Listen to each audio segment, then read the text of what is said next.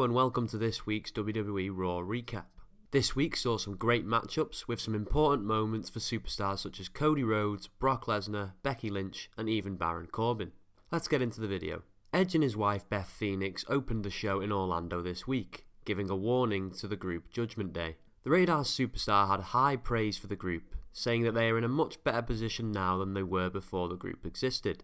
However, he warned that the rivalry is now personal after they put a hand on his wife, and that he will stop at nothing to defeat them. Judgement Day then made an appearance, warning Edge that they would come down to the ring to lay waste to him and his wife. Edge took the chance to pick away at the group, saying that Priest is now like a puppy to Finn Balor, and that the group would turn on each other at any chance they could. He also had a warning for Dominic, insisting that Rey would want his revenge, and teased a possible matchup between the two at WrestleMania.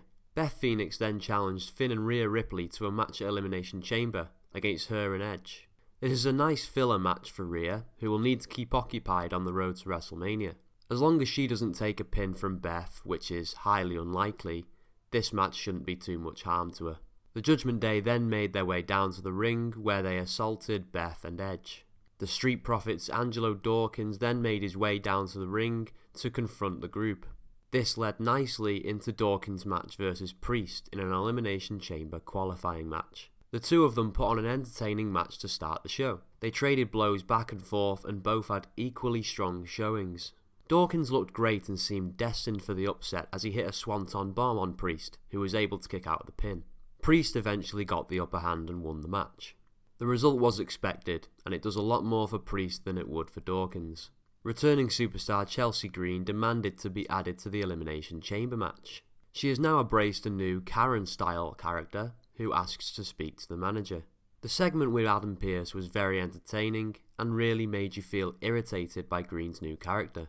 However, I believe a character like this gets very stale very quickly, so there is a lot of work to do to keep it fresh. Baron Corbin faced Dexter Lumis, looking to get revenge on the man for interfering in his match against Gargano last week. JBL wasn't his usual confident, arrogant self, instead looking deflated and disappointed in Baron Corbin throughout the match.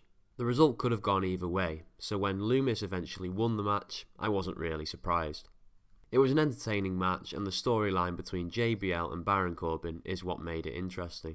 Brock Lesnar made an appearance on the show, walking down to the ring with a contract in his hand and demanding a match against Bobby Lashley at Elimination Chamber. He told Bobby to come down to the ring and sign the contract. Lashley made his way down to the ring and insinuated to Lesnar that he was the A-side in negotiations, reminding him that how easily he eliminated him in the Royal Rumble match. Lashley surprised me when he didn't immediately accept the offer from Lesnar, saying that he first needs to speak to his lawyers, managers and agents, etc. This is normally the talk of a heel, as a face would just accept the challenge no matter what, which is what Brock Lesnar is doing. This spices the rivalry up more. With Lashley now being the heel and Lesnar being the face, it adds more fuel to the fire and raises more excitement for their upcoming match. Lesnar then F5'd Lashley, and also delivered another one after encouragement from the crowd.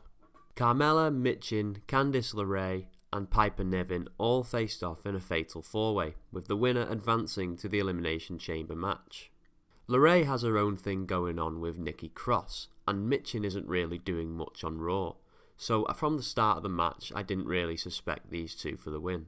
Niven would have been a credible winner, and I wouldn't have minded seeing her in the Chamber match. However, after returning to Raw last week, a repackaged Carmella seemed destined to win her first match back on Raw. This was probably the best outcome for both Mella and Niven, as Niven looked dominant throughout the match, and Carmella stayed true to her character by stealing the win in the end. After his loss to Dexter Lumis, JBL decided to cut ties with Baron Corbin. He verbally buried Corbin and insinuated that he had ruined his reputation. He told Corbin he was unwatchable, which is harsh, but true, but still harsh. Hopefully now the fans can get a repackaged lone wolf gimmick that we've been craving for ever since his awful GM role. Alpha Academy faced off against Shelton Benjamin and Cedric Alexander. The two were accompanied by former manager MVP at ringside. A win here was important for the two, as they had crowd momentum and a new feel about them. Plus a loss wouldn't really harm Alpha Academy, who already lose a lot of matches but still remain to be a very entertaining team. The formerly named Hurt Business eventually pulled off the win, with Alexander pinning Gable in the middle of the ring. Hopefully the resurrection of this team can add more legitimacy to the tag team division on Raw. The world's worst boss, Adam Pearce, finally made a good decision when he booked for Chelsea Green to face off against the returning Asuka. The match was great and very satisfying for the crowd who got to see Asuka submit Green in the middle of the ring. Asuka is a favourite going into the chamber, and this match did a great job of getting that point across. Cody Rhodes came out to address the crowd when he was interrupted by Paul Heyman, who congratulated Dusty's son on the Rumble win. Rhodes thanked Heyman for helping out Dusty Rhodes when his family were very poor years ago. The crowd thanked Heyman themselves, which made him emotional. Heyman separated Cody from his dad and warned the former Intercontinental Champion of the challenge he now faces against Tribal Chief Roman Reigns. Now, the easiest thing for Heyman to do would be to insult Dusty Rhodes. However, we all know that Heyman is better than that. Instead, Heyman spoke about how Reigns was trained by Dusty Rhodes throughout NXT, and that Dusty said to him in a private conversation that Reigns was the son he always wanted. The whole segment was great and added a new seed to the rivalry. Before this, it was just the titles that were personal to Cody, but now, with Roman Reigns being a creation of his father, he must prove he is good enough to defeat him. Next up was the last Elimination Chamber qualifying match between Montez Ford and Elias. The match was entertaining and Ford came out on top as expected.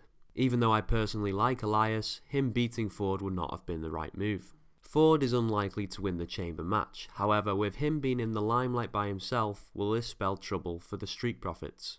Theory was on commentary for the match and was attacked later on by Seth Rollins. This was great for Rollins and establishes him as a serious contender going into the chamber match. The main event saw Becky Lynch face off against Bayley in a steel cage match. The two went back and forth before Lynch knocked Bayley off the top of the cage and looked destined to win. She was prevented from climbing down, however, by Io Sky, who met her at the top and knocked her back down. Becky looked like she had the upper hand until we saw the return of Lita, who made her way down to the ring to help Lynch take care of damage control. Lynch eventually won the match and was paraded in front of the crowd by Lita. The fans were happy and this was a great way to end the show. Thank you for taking the time to watch this video, please give it a like and I'll see you in the next one.